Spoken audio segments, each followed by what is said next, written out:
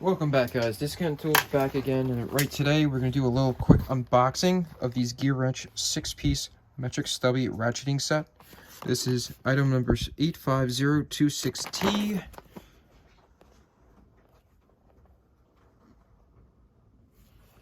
Has a stubby beam length for when clearance is limited. Meets and exceeds ASME specifications. Off-corner loading reduces fastener rounding. 72 tooth ratcheting box end needs as little as 5 degrees to move a fastener. Comes in this set basically has 10, 12, 13, 14, 15, and 16. So you're missing 11. Yeah, just the 11. Correct? Yep, just the 11. So if you need the 11, they do make a full set of these. So, I mean, that's up to you. I know the reason why they usually leave out the 11 actually is because it's used a lot in bicycles. So they kind of screw the guys who do bicycle work and force them to buy, you know, the 11 individually. So I picked these up at what do you call that? Tractor Supply. It was on, they were on sale. I think they were like 50 bucks or something. As you can see, they all come out.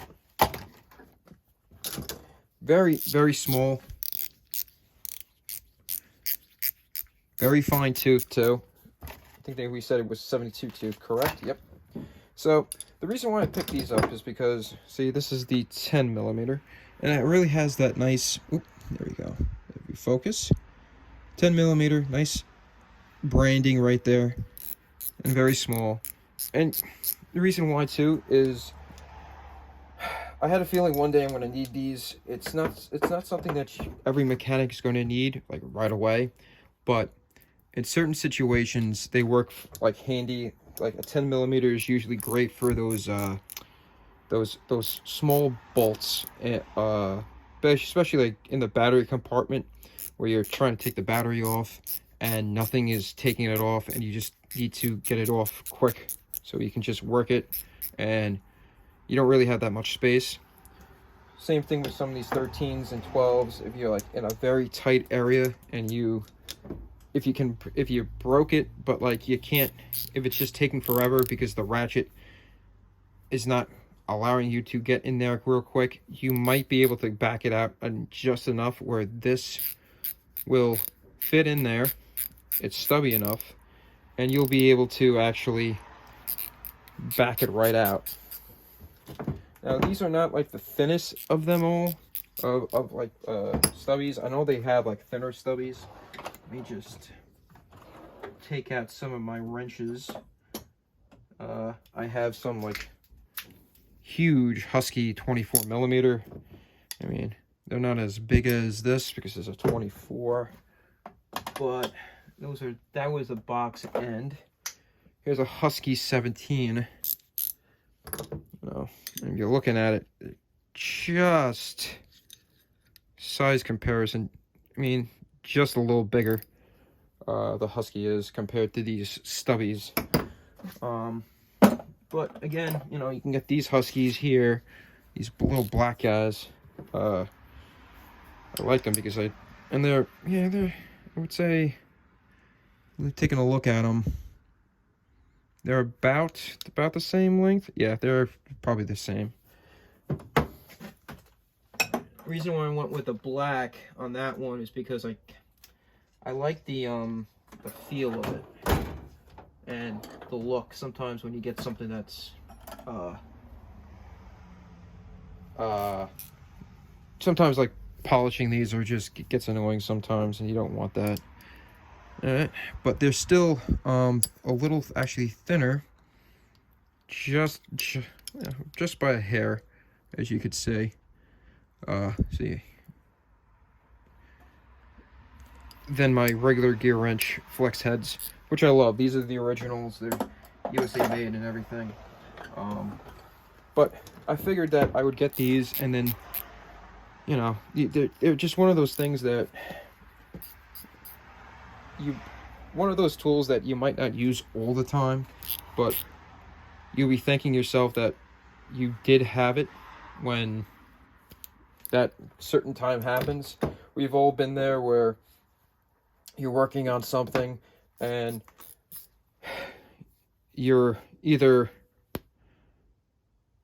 regular ratchet won't work, your impact won't work, your long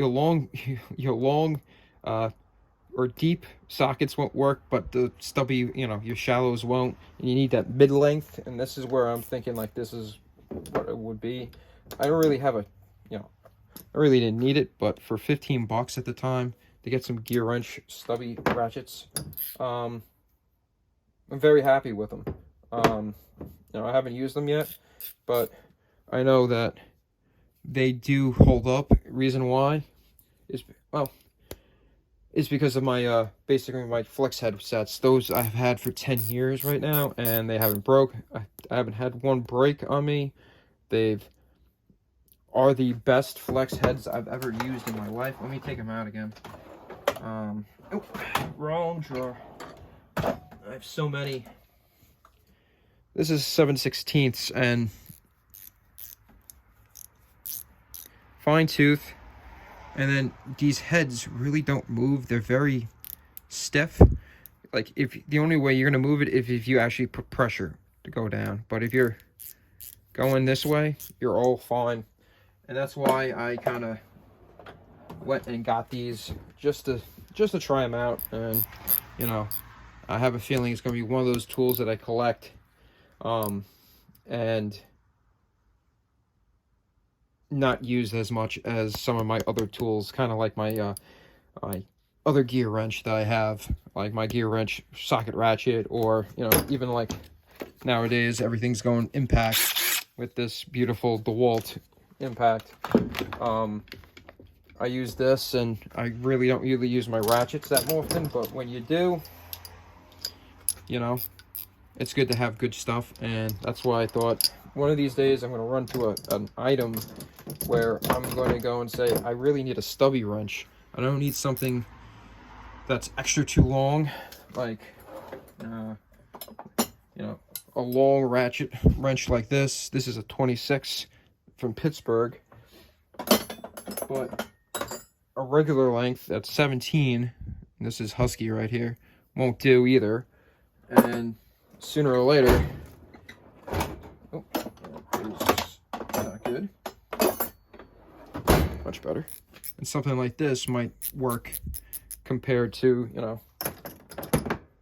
trying to say 14. This is probably the 16 or 15. That will work compared to other things. So, some other tools in my collection that I use on a daily basis. Sometimes maybe a socket won't work or something like that. So I always have that fear. That's why if you ever see me with all these tools that I have, I always have that fear that I'm going to end up getting to a situation and go, I wish I bought these.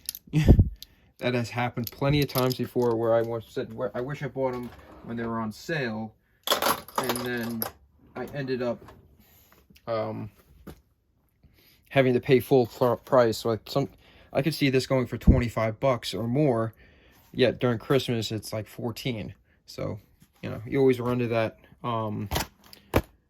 that dilemma when you're doing tools and everything like that, and working on cars and doing projects, and being more self-sufficient than relying on somebody that that's going to charge you an arm and a leg. And that's the reason why they charge you an arm and a leg, so they could buy new tools and stay ahead of the game and stay efficient. And well, that's my little rant. And I actually put all the tools away, thinking I'm done. But let me know what your thoughts on Gearwrench are. I love it. They're my favorite tools out there. So, and let me know, what are you rocking? What's your favorite ratcheting wrench?